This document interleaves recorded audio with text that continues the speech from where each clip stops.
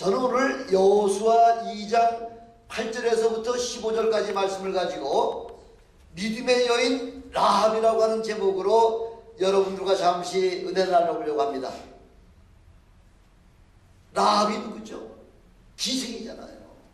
천하기 짝이 없는 모든 사람들의 손가락질을 받을 수밖에 없는 이런 천한 여인이지만은 이 여인이야말로 하나님의 믿음의 발전에 우뚝 선 우리가 가장 본받아야 할 그런 믿음의 여인이라는 거죠. 마태복음 1장에 보면은 1절부터 16절까지 예수님의 족보가 기록이 되어 있는데 그 예수님의 족보 안에 여인의 이름이 5명이나 올라가 있죠. 구약에서는 사람 숫자에도 들어가지 못하는 그런 여인들이었지만은 하물며 예수 그리스도의 족보에 3명의 이방인의 그 여인의 이름이 올라갈 수 있을 뿐만 아니라 또 예수님의 믿음의 조상 가운데에 다윗 왕이 부정하게 엉터리로다가 부당하게 취한 우리아의 아내까지 등장하고 있지 않습니까? 이게 바로 예수님의 그 족보를 우리에게 가장 진실하게 우리에게 지금 말씀을 증거해주고 계신 거 있잖아요. 주시는 그 사항 아닙니까? 유다지파 다윗 왕의 혈통에서 오셔야 할 바로 메시아이기 때문에 바로 이 다윗을 통해서 오셔야 될 메시아이기 때문에 여러 가지 그 출생의 신비가 그 예수님의 그 족보 곳곳에서 그렇게 드러나고 있지 않습니까?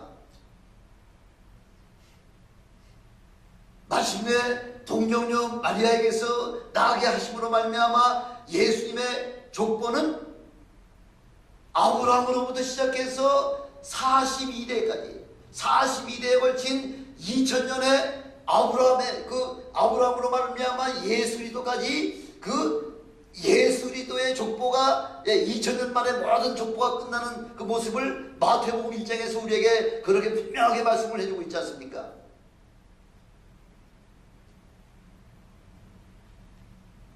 우리아의 아내 밧세바를 제외하고는 4명의 그 여인들이 한결같이 어떤 사람이라는 거예요? 믿음의 여인이었다는 거죠.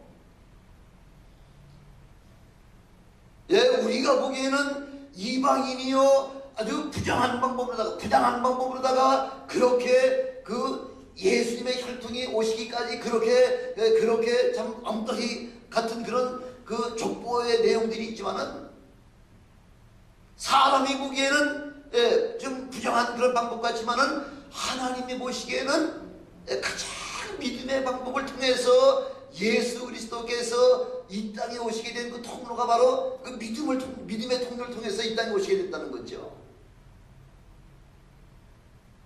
바로 오늘 말씀은 여호수아 2장에서 말씀하고 있는 바로 그 기생 라합에 관한 이야기는 다른 이야기가 아니라는 거죠. 우리에게 이렇게 믿음으로 살라고 하는 그 믿음의 본을 그 라합을 통해서 우리에게 좀 보여주고 계시지 않습니까?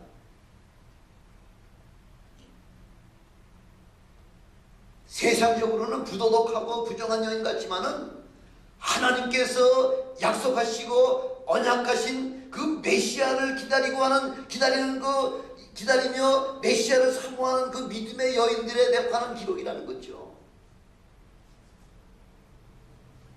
창세기 38장 24절에서부터 보면요, 그 유다가 그 아들을 그 며느리 다말에게서부터 보호하려고 아버지 유다의 나름대로다가는 그렇게 자기의 그 꾀를 써서 어떻게든지 그 자기 아들에게 자기 그 큰 며느리를 주지 않으려고 그런 온갖 방법을 아주 기가 막힌 방법을 가지고서 그렇게 그 유다는 그렇게 그 이용을 했지만은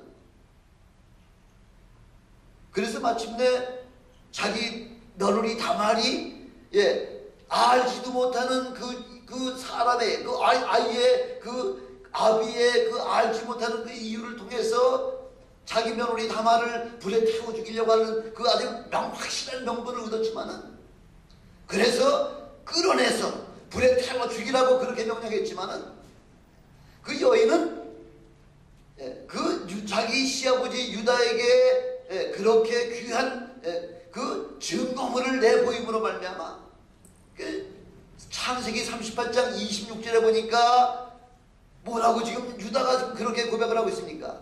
그는 나보다 옳도다. 내가 그를 내 아들 셀라에게 주지 아니하였음이로라 하고 이렇게 말씀하고 있지 않습니까?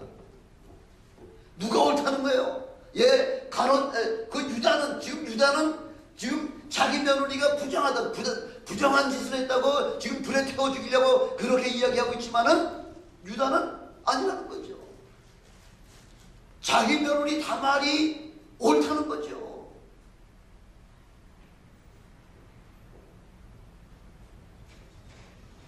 하나님의 그 언약의 말씀을 지키려고 하는 그 다말의 그 엄청난 그 고난 수치와 그 부끄러움을 그걸 마다하면서 그 시아버지의 그 아이를 임신했다고 하는 그 다말의 참으로 그 마음 속에는 얼마나 부끄러운 마음과 얼마나 수치스러운 마음이 넘쳤겠습니까마는, 그러나 다말은 그 인간적인 수치와 인간적인 그 부끄러움을 그것을 마다하지 않냐고 하나님께서 아브라함에게 약속하신 그 언약의 자손, 약속의 자손을 바로 나를 통하여 바로 메시아를 이 땅에 내보내려고 하는 그 큰절한 믿음 때문에 유다가 자기 며느리 다말이 한 행동이 옳다는 거죠. 저가 나보다 옳다는 거죠. 다말은 대단한 사람이죠.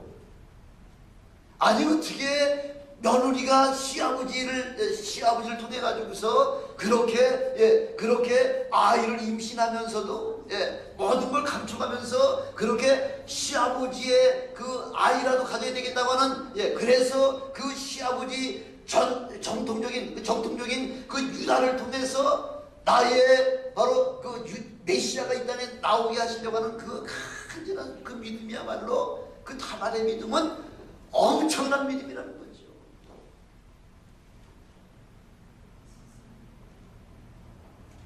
아니 유다는 그러다 손치더라도 유다의 아버지가 누구죠? 유다의 아버지가 누구예요?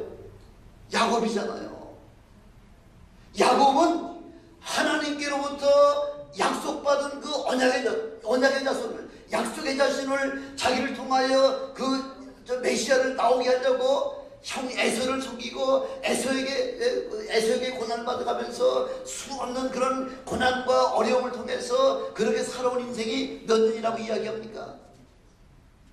야곱은요, 하나님의 그 말씀을 따라서 나를 통하여 그 메시아가 오게 하게 하려고 얼마나 고통을 받았다고 이야기해요. 얼마나 고통을 받았다고. 바로 앞에서 뭐라고 고백합니까? 내 연세 얼마 되지 아니하지만은 그 야곱의 고백이 뭐예요? 어떤 고백을 해나요? 그 메시아가 나의 혈통을 통해서 이 땅에 오게 하려고 어떤 고생을 했다고요? 야곱이 뭐라고 고백하죠? 험악한 생애를 살았습니다. 이렇게 고백하잖아요. 바로 자기 아버지 그 유다의 아버지 야곱은 그 메시아를 나를 통해 내 혈통을 통해서 이 땅에 오게 하시려고 100여 년 동안을 험악한 인생을 살았다고 고백하잖아요. 근데 유다는 그 얄팍한 방법으로다가 어떻게든지 자기 막내 셋째 아들 셀라를 그 다말에게 주지 않으려고 그 인간적인 방법을 사용했다가 하나님 앞에 그렇게 책망을 듣는 그 모습을 보면서 어린아이를 난 게 뭘 낳나요? 쌍둥이 낳잖아요.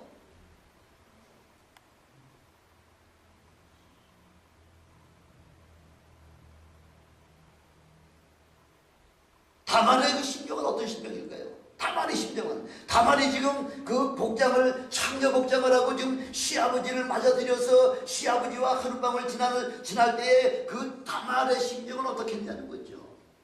만약 걸리기만 하면은 시아버지로부터 죽는 거죠.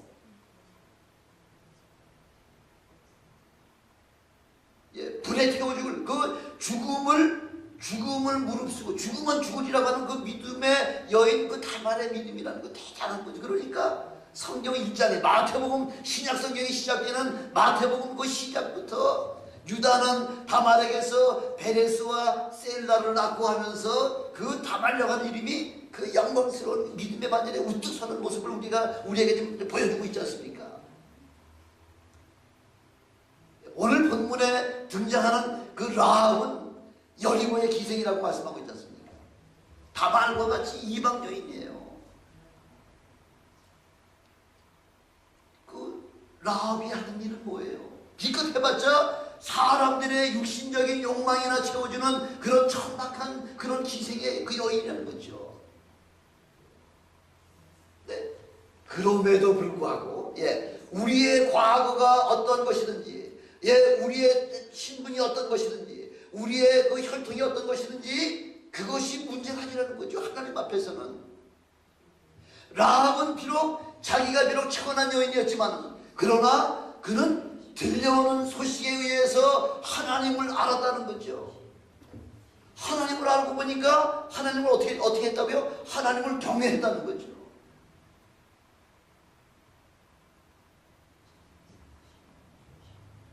그것뿐만 아니라 하나님께서 보낸 사람 두 정탐꾼을 그 예수 그리스도의 그 모형인 바로 그 정탐꾼을 그 기생 라합은 따뜻하게 맞이를 해줬다는, 영접해줬다는 거죠. 아니 그렇게 영접을 하고 나니까 바로 어디에 그 이름이 등재가 되나요? 요즘도 보면은 여러분 요즘도 미국이나 유럽이나 보면은 스포츠계에서 그 뛰어난 두각을 나타내는 사람들 야구면 야구, 풋볼이면 풋볼, 농구면 농구, 뭐 축구면 축구, 각 분야에서 아주 특별하게 아주 위대한 공로를 세운 그런 사람은 그 각각의 그 스포츠 센터에다가 그 믿음의 그 전당을 갖다 세워가지고요. 거기다가 그 기념을 하고 있잖아요. 그 사람의 공적을 갖다가 올려가면서 그 명예전당이라고 하는 거기다가 이름을 올려놓고 우리가 많은 사람들이 기리고 있잖아요. 근데 우리 신앙의 사람들은 어디에다가 우리의 명부를 기록해야지만 제일 최고의 영광인가요? 어디에다가? 구약시대에서로부터 시작해가지고서 히브리서 11장을 가리켜서 우리는 히브리서 11장을 믿음의 장이라고 이야기하는데 바로 창세로부터 시작해서 지금 히브리서가 기자가 쭉 기록을 해나가면서 바로 믿음의 전당인 그 히브리서 11장에 명부를 올리고 있는 거죠. 믿음의 사람들의 명부를 올리고 있는 거죠. 어떤 사람이 지금 들어가 있나요? 아벨을 시작으로 해서 에녹과 노아와 아브라함, 믿음의 조상 드디어 아브라함이 나오죠. 아브라함, 이삭, 야곱 이렇게 요셉까지 나오고요. 요셉을 이후에 그 히브리서 11장에 보면 요셉 이후에 쭉 떨어뜨려 가지고요. 기간이 얼마가 떨어지냐면 430년이 지나고 난 이후에 지금 누구의 얘기가 나오냐면 누구 얘기 나오죠? 모세 얘기가 나오잖아요. 모세 얘기가. 모세 그리고 그 다음 자리를 누가 차지하는 거예요? 그 다음 자리를 모세 다음에 누가 차지하느냐고요. 그 믿음의 자리에 뜻밖의 기생 라합이 들어가는 거죠. 아브라함 다음에 믿음의 반열에 기생 라합의 이름이 올라갈 정도다. 이렇게 우리 하나님께서는 라합의 믿음을 엄청나게 보셨다는 거죠. 엄청나게. 히브리서 11장 31절에 보니까 믿음으로 기생 라합은 뭐가 들어가죠? 앞에 뭐가 들어가요? 이름 앞에 기생. 아니 히브리서 기자가 믿음의 반열에 사람을 집어넣으면서 우리 생각에는 그까짓 그 좋지도 않은 직분 기생 그거 쏙 빼버리면 어때 생각하지만은 하나님 그렇게 생각하지 않으신다는 거죠. 비록 기생이라고 하더라도 기생 라합은 정탐꾼을 평안히 영접하였으므로 순종치 아니하는 자와 함께 멸망치 아니하였도다 이렇게 말씀하고 있죠. 라합의 가장 부끄러운 부분인 기생이라고 하는 그 직업을 이 성경에다가 아주 당당하게 올렸다는 거죠. 믿음의 전당에다 당당하게 올렸다는 거죠. 하나님은 저와 여러분의 과거를 결단코 보지 아니하신다는 거죠. 과거에 여러분이 어떠한 혈통이었든지 어떠한 삶을 살아왔든지 여러분의 민족이 어떤 민족이든지 여러분의 혈통이 무엇이든지 여러분의 직분이 뭔지요, 남자인지 여자인지 남녀의 구별도 이런 것도 일체 하지 아니하시고 오직 우리 하나님은 여러분들의 뭐만 보기를 원하시는 거예요. 오직 믿음만 보기를 원하신다는 거죠. 백그라운드 그거 중요한 거 아니에요. 과거에 어떻게 살았다, 과거에 황금으로 황금집에 살았다, 그것도 중요하지 않은 거예요. 지금 나의 신앙생활이 하나님 보시기에 어떤가, 그것이 우리 하나님 앞에 제일 중요하다는 거죠. 오직 믿음이라는 거죠. 사람들에게는 무가치한 사람같이 보일지라도 우리 하나님의 마음은 우리의 마음의 중심을 보신다는 거죠. 라합의 믿음이 어떤 믿음이었나? 10절에 보니까 10절에 말씀 나오네요. 라합의 믿음은 첫째, 하나님의 음성을 들을 수 있는 사람이 그런 귀를 가지고 있다는 거죠. 우리 요한계시록에서 나오지만 귀 있는 자는 성령이 교회들에게 하시는 말씀을 들을지어다 할 때 마치 이렇게 이 라합은, 기생 라합은 세상에서 들려오는 소리, 세상의 하나님의 역사 소리를 다 귀담아 듣고 있었다는 거죠. 요즘 같으면은 소셜 네트워크 시스템, SNS라는 거죠. SNS, 소셜 네트워크 시스템, 네트워크 시스템을 통해서 뭐 실시간으로다가 뭐 클릭만 하나만 하기만 실시간으로다가 세상의 모든 정보를 다 공유할 수가 있지 않습니까? 근데 이 SNS가 소셜 네트워크가 나오기 전에는 그래도 대한민국에서 대한민국의 지금 현황을 들으려면 어떤 사람한테 들으면 제일 정확하게 듣나요? 어떤 사람한테 들으면은 매일 듣는 택시 운전사한테 들으면 제일 아주 정확한 그 인포메이션 들을 수 있잖아요. 택시 운전수. 왜? 타는 사람들마다 뭐 이런 얘기 저런 얘기 세상 돌아가는 얘기 다 하니까 택시 운전수를 운전하면서 세상 돌아가는 모든 일들을 인포메이션을 지금 다 갖고 있잖아요.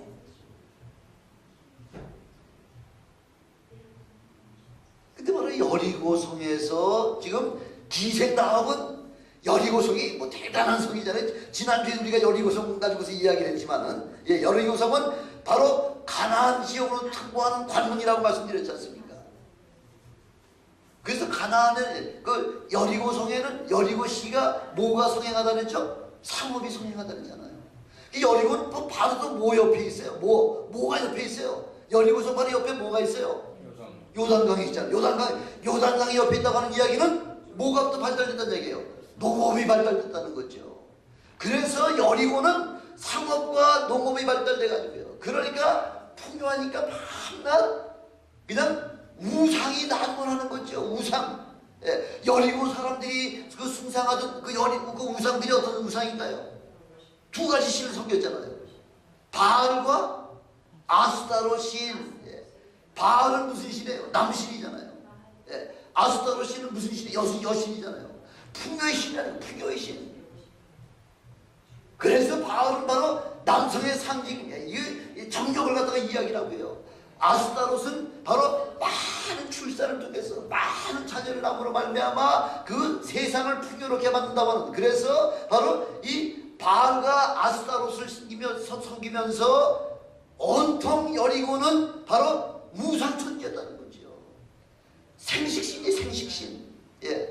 어떻게 하면 자녀를 많이 낳고, 옛날에 자녀 많은 게 최고니까 지금도 자녀가 식구가 많은 게 최고잖아요. 지금도 중공하고 지금 중공하고 지금 인도가 지금 인구 많은 것 때문에 지금 세상을 지금 뭐 이제 좌지우지할 때가 지금 뭐 중국은 좌지우지하고 있습니다만은, 이렇게 사람 많은 게 이게 풍요라는 거죠. 그러다 보니까 생식신이 그걸 갖다가 숭상하다 보니까 성적 아주 방종이 그냥 온 시간째 성적 방종이 난무했다는 거죠.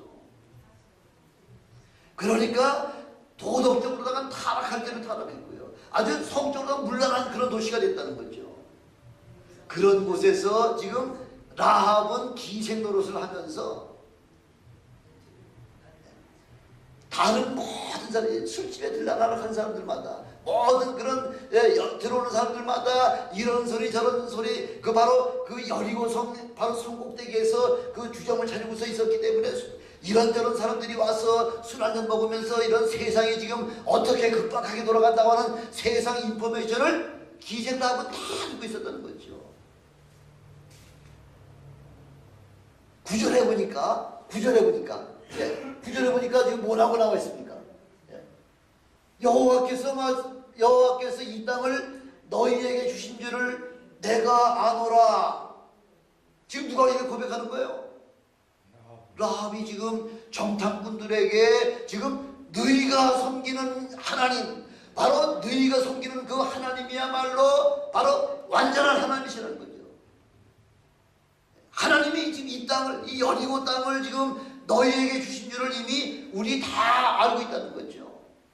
하루하루 지금 그 이스라엘 백성들이 지금 그 여리고성을 향해 달려오는 그 모습을 바라보면서 지금 좌불안석 지금 어쩔 줄 모르고 지금 그 불안해하고 있는 그런 모습들을 지금 그렇게 기생라합이 그 이스라엘 정탐꾼에게 지금 고백하고 있는 것입니다. 10절에 보니까 너희가 애굽에서 나올 때 하나님께서 어떻게 하셨다는 거예요? 너희가 애굽에서 나올 때에 하나님께서 너희 앞에서 홍해 바다를 마르게 하셨다는 거죠. 홍해 바다를 마르게 하신 그 사건만 지금 라합이 지금 알고 있을까요? 홍해 바다만 지금 마른 것만 가지고서 지금 라합이 알고 있겠냐는 거죠. 아니라는 거죠. 라합이 홍해 바다를 그 말리신 하나님을 말씀할 때는 그 다음에 이스라엘 백성들은 그 홍해 바다를 다 건너가게 하시고 뒤따라가던 그 애국 병사가 한 사람도 남지 않냐고 다 진멸된 그 상황을 그것까지 다 깨닫고 알고 있다는 사실이죠. 하나님은 너희는 다 구원하셨다는 거죠. 애국 병사는 한 사람 남기지 마시오. 다 멸망시켰다는 거죠. 이게 지금 라합이 언제쯤 얘기하는 거예요? 언제쯤 얘기해요? 라합이 지금 언제쯤 얘기하는 거예요? 예? 언제쯤 얘기하는 거예요? 40년 전 얘기예요. 40년 전. 이스라엘 백성이 애굽을 막 홍해 바다를 통과한 바로 그게 40년 됐잖아요. 지금 바로 어디 앞에 와 있는 거예요, 지금? 바로 요단강 건너 지금 요단강 건너에서 지금 여리고성을 바라보면서 지금 정탐꾼이 둘이 들어갔잖아요. 몇 년 전 이야기를 지금 꿰뚫고 있다는 얘기예요. 40년 전 이야기를 지금 라합은 다 기억하고 있다는 거죠. 그러니까 바로 하나님이 어떤 하나님인가요? 바로 그 하나님은 바로 요단 저편 아모리 사람 두 왕 시온과 옥을 쳐 죽이고 그 백성들을 다 진멸시킬 일들을 지금 저희 홍해 바다에서 일어났던 사건을 아는 사람이 바로 요단강 건너에서 지금 두 왕, 그 아모리 사람 두 왕 시온과 옥을 죽인 사건을 왜 모르겠냐는 거죠.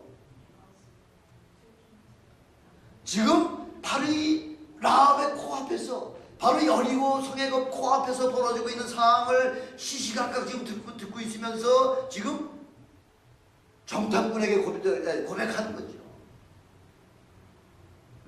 11절에 보니까 뭐라고 지금 나와 있냐면요. 우리가 듣자 그런 여러 가지 인포메이션을 우리가 듣자마자 우리가 어떻게 했다는 거예요?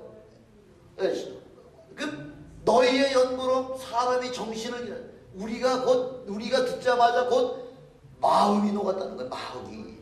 마음이 녹았고 또 너희 연보로 사람이 정신을 잃어버렸다는 거죠. 그렇죠. 사람이 이제 그 죽음이 이제 아주 그냥 바로 물 앞에까지 다가왔잖아요. 오늘 죽을지 내일 죽을지 모르는 그런 아주 긴박한 상황이에요. 마치 풍전투마예요. 바람 앞에 촛불이 무슨 힘이 있겠어요. 바람이 불면 그냥 그 촛불은 순식간에 꺼져버리듯이 바로 이스라엘 백성들이 요단강만 넘어왔다 하면은 우리는 그 이상은 완전히 우리는 멸망이다 하면서 이렇게 이야기하면서 너희 하나님은 어떤 하나님이라고 해요? 너희 하나님은 상천하지 하나님이라는 거예요. 하늘과 땅 중에 이 땅 사이에 오직 하나님은 뭐밖에 없다는 거예요? 너희 하나님밖에 없다는 거예요. 너희 하나님밖에. 오직 유일하신 분은 상천하지 유일하신 하나님은 너희 하나님밖에 없다는 거죠. 이런 믿음의 고백이 믿음의 고백. 그걸 누가 알았다고요?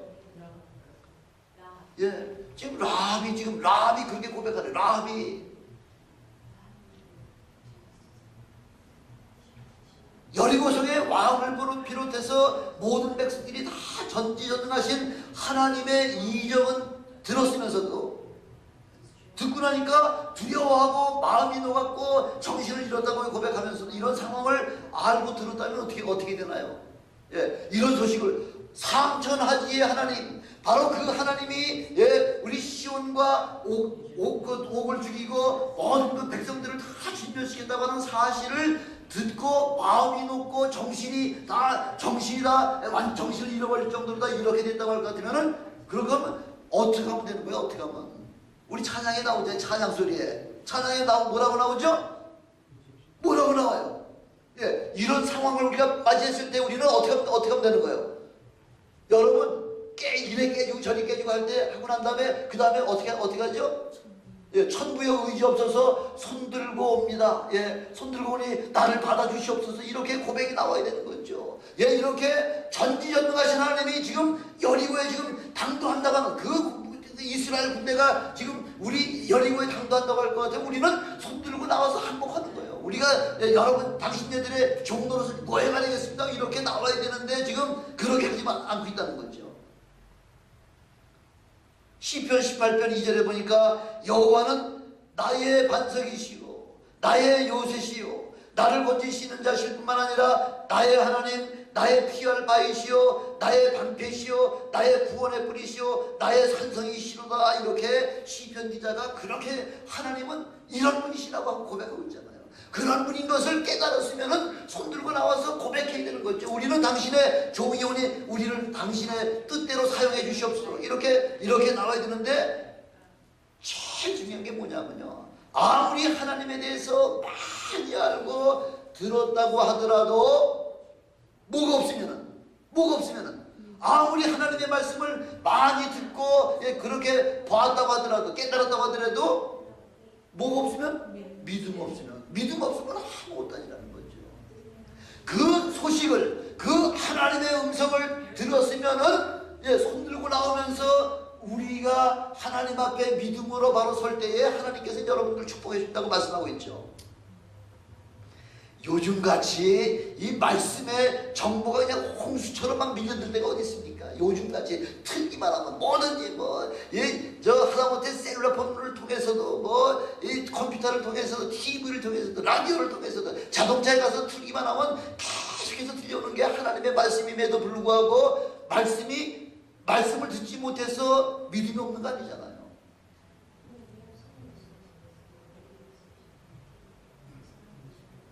아무리 많은 말씀을 듣고 믿지 못하면 멸망당한다는 것이죠.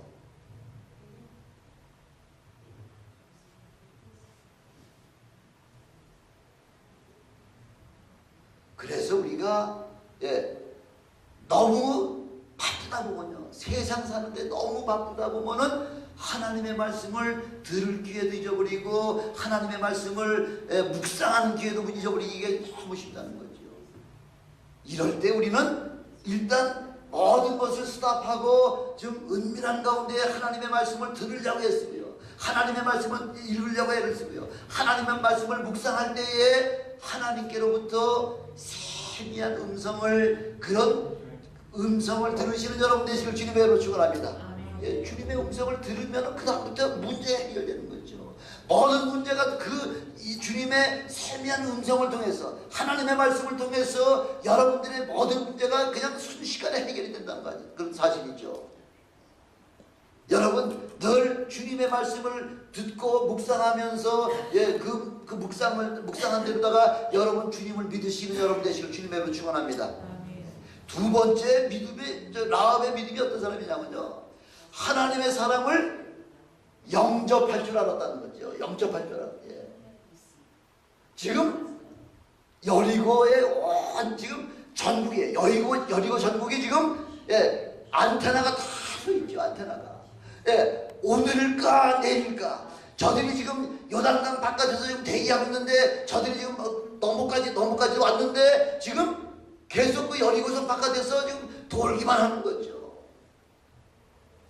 왜 저렇게 돌고 있을까? 저놈들이 어떻게 언제 쳐들어올까 하고서 그게 지금 다 그 뭐 하루도 자기가 사는 게 사는 것이 아닐 만큼 이렇게 초조하고 아주 너무나 답답하겠죠. 오늘 죽을까 내일 죽을까 그런 상황 속에서 얼마나 긴장하겠냐는 거죠. 그 마침내 정탐꾼이 지금 여리고성에 들어왔다고 하는 사실을 그 여리고의 그 모든 경비원들을 통해서 이미 왕에게 들어갔다는 거예요. 인포메이션이 들어갔다는 거예요.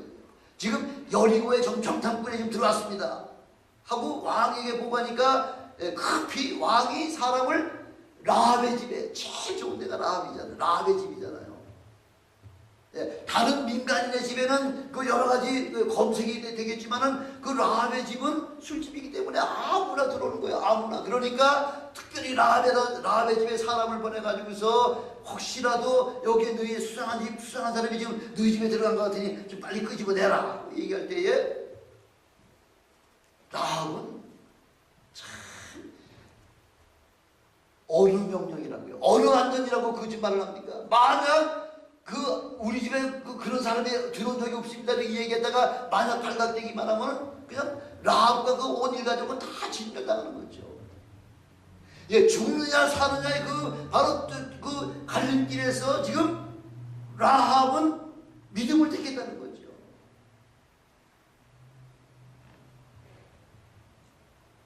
야고보서 2장 25절에도 보니까 그 라합이 뭐로 말미암아 의롭게 됐다고요? 뭐로 말미암아? 행함으로 말미암아. 예, 라합이 행함으로 말미암아 비로소 의롭게 됐다는 거죠. 아무리 내 마음속에 예수가 나의 주님이시라고 고백을 한다고 하더라도 행함이 없는 그 믿음은 그렇게 아무 능력이 되지 못한다는 거죠. 역사가 나타나지 않는다는 거죠. 죽음을 무릅쓰고 라합은 정탐꾼들을 숨겨줬다는 거죠. 하나님의 사람들을 보호해줬다는 거죠. 그리고 영접해줬다는 거죠. 왜 그런 모험을 했을까요?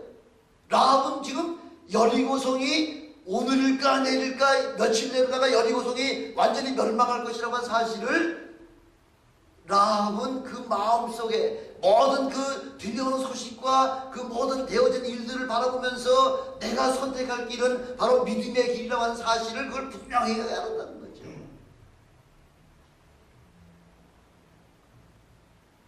그러니까 이래 죽든 저래 죽든 어떻게 죽든지 뭐 죽는 거나 그 사는 길이 있다고 할 것 같으면 믿음의 길을 택할 때 비로소 살 수가 있다는 거죠.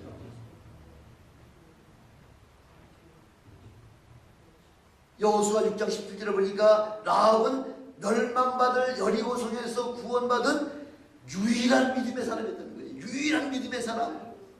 여리고에 인원이 인구가 얼마 10만이든 30만이든 얼마가 살았는지 모르지만은 그 여리고성 안에 살고 있는 그 수많은 시민들 가운데에 유일한 믿음의 사람은 바로 라합밖에 없었다는 거죠.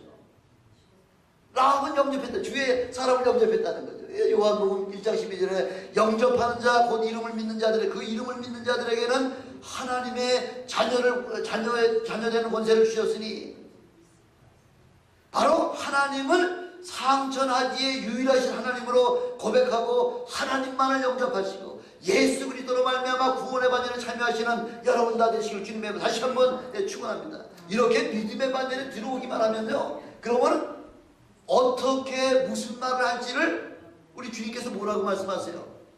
걱정하지 말라니, 염려하지 말라는 거죠.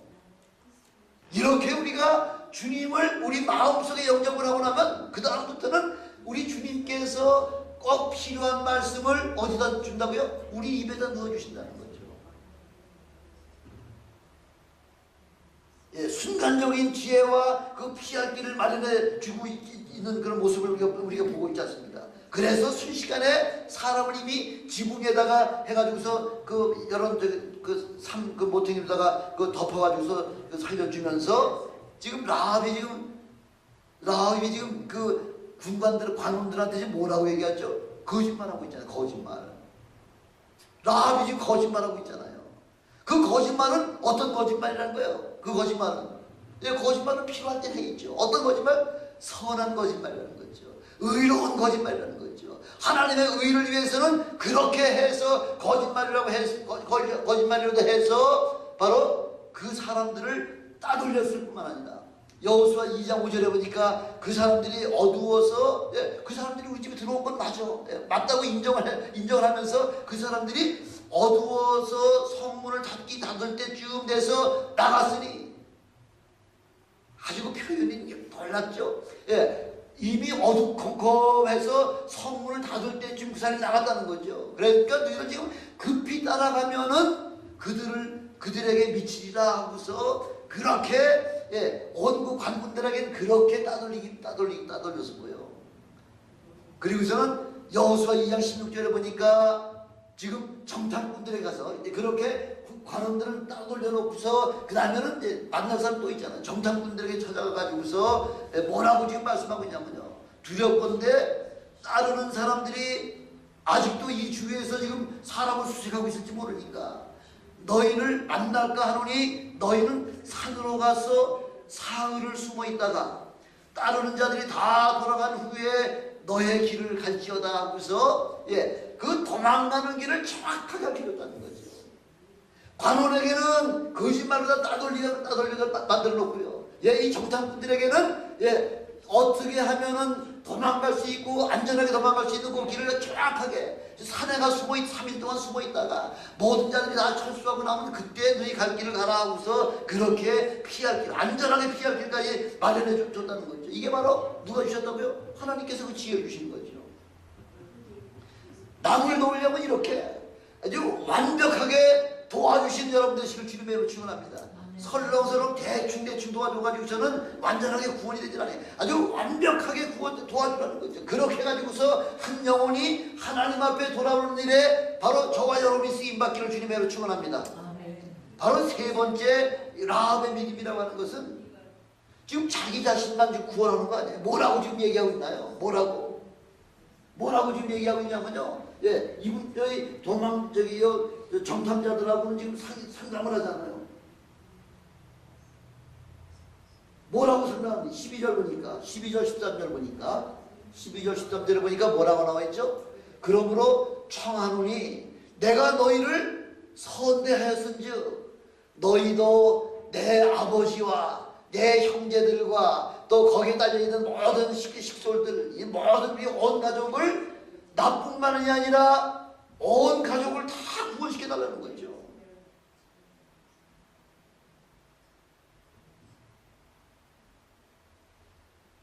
바로 이렇게 라합은 영적인 사람이라는 거죠. 나 하나만 구원받는 것이 아니라 나와 우리 온 가족이 다 구원받기를 그렇게 지금 정탐꾼에게 지금 딜을 하는 거죠. 이 딜의 라합의 한마디면은 그 정탐꾼 두 사람은 그냥 순식간에 죽고 없어질 만한 그런 상황이었기 때문에 지금 라합이 다 함께 지금 단판을 짓는 거죠.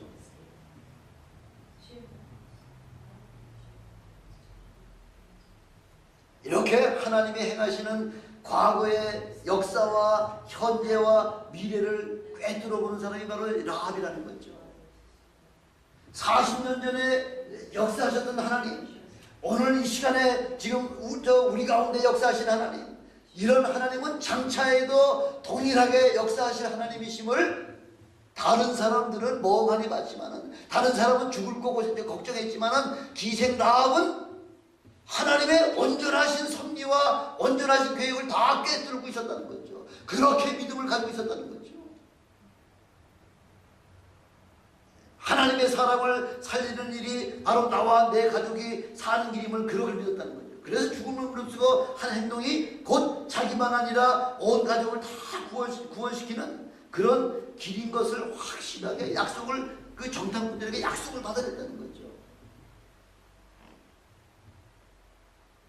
18절에 여기 18절이 없습니다만은 18절에 뭐라고 지금 나와 있냐면요. 뭐라고 지금 얘기하냐면 우리가 이 땅에 들어올 때에 우리를 달아 내리운 창에 이 붉은 줄을 메고 내 부모와 형제와 내 아비의 가족을 다 내 집에 모아놓으라는 거죠.